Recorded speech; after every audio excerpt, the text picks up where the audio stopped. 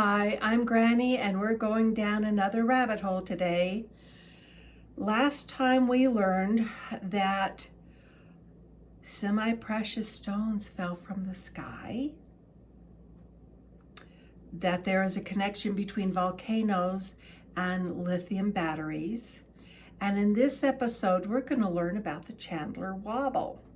And it has nothing to do with Chandler being on Friends. And also we're going to learn about the magnetic poles. Also in the last episode, we learned about obsidian. And this necklace is made from Apache tears or obsidian that my friends sent me that I made into jewelry. So there are a lot of uses that are discovered in lavas and volcanoes. This episode, we're going to discuss that there is a difference between the magnetic North Pole and the geographic North Pole. Now, for simplicity's sake, the same applies to the southern hemisphere, the southern magnetic pole and the southern geographic pole. But when I'm referring to the North Pole, we're just going to allow that the South Pole has the same dynamics. When you are looking at your compass, which pole is it directing you to? The magnetic or the geographic? The magnetic north is a direction towards a wandering point, which means it moves, where the Earth's magnetic field goes vertically into the Earth. And you can look at the diagram to see how that is. The geographic North Pole is about 300 miles different and away from the magnetic North Pole. So when you're looking at your compass, it is directing you to the magnetic North Pole.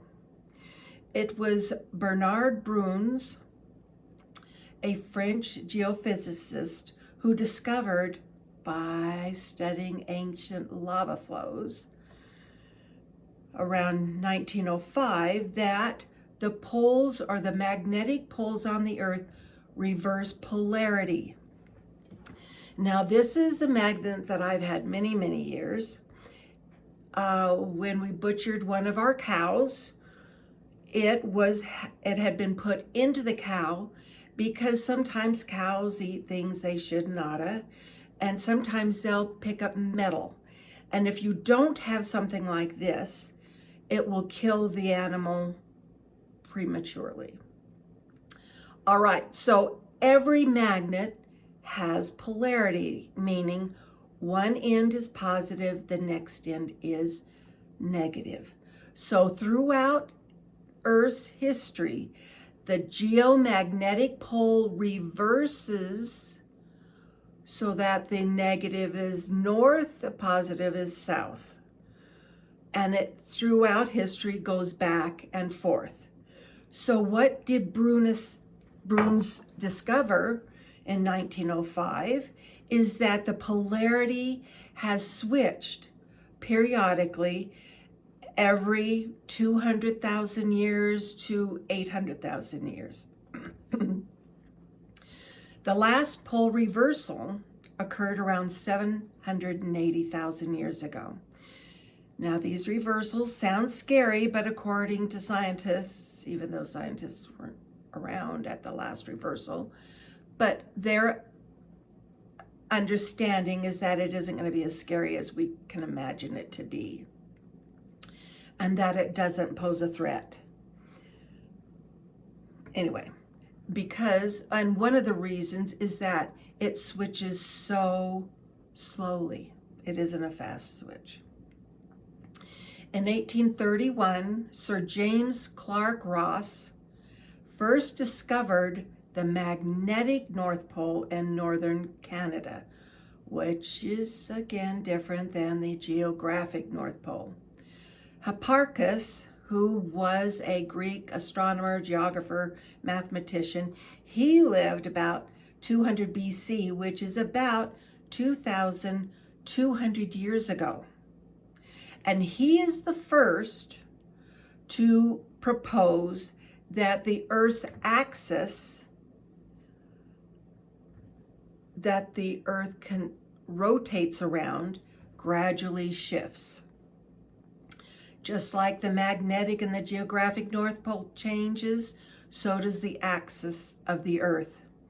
An American businessman and amateur astronomer, Seth Carlo Chandler, discovered in 1891 that a wobble occurs in the Earth's axis, which is now referred to as the Chandler wobble.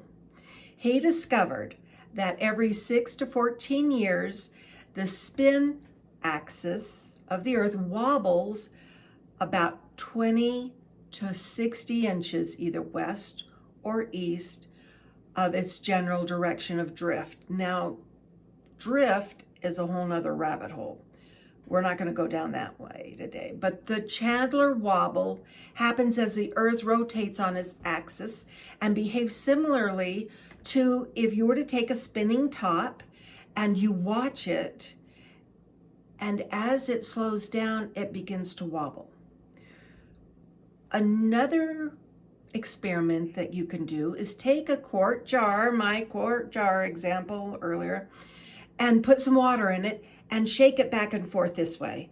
Put it on your hand and it will continue to wobble or adjust, because water is a dynamic influence on the Earth.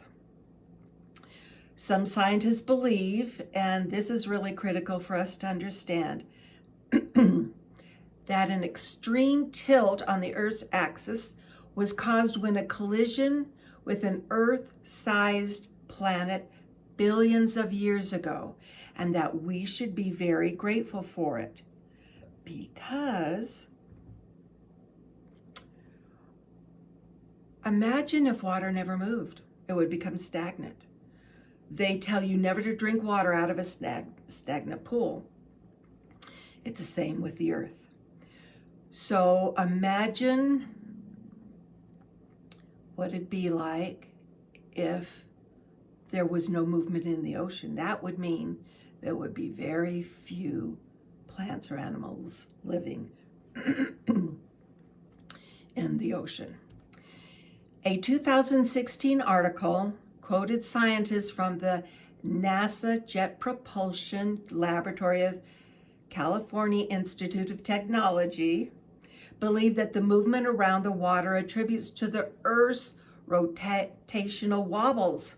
Now, just like the quart jar that I had you shake, that wobbling, that movement of water can affect the rotation of the Earth, because water flow around the Earth is critical to the health of our planet. Have you ever heard of the Gulf Stream? I think that's a rabbit hole you need to go down. This same article stated that around the year 2000, the Earth's axis took an abrupt turn to the east, drifting faster than before in recorded history. Another theory is that there are connections between the loss of ice in North America from the last ice age, causing the spin axis toward Canada by a few inches a year. Several years ago, I took a geology class, and the teacher talked about how the Earth shifts on its axis, and often that attributes to the Sahara becoming green and full of plant life, and then switch back to a desert. And it's repeated itself periodically throughout history, which they can study the geology of the Sahara to see that there have been multiple periods of moisture, high moisture. There are still motions of the Earth on its axis that continues to confuse scientists. Could this have to do with the Earth's magnetic qualities? We didn't find Santa, did we? But maybe that's a rabbit hole that you need to take. And is this the last episode on volcanoes? In the next episode, we'll learn about the magnetosphere of the Earth and what it has to do with northern lights. What are northern lights? Please like and subscribe if you enjoyed this video, and join me every Thursday in another adventure when Granny goes down the rabbit hole.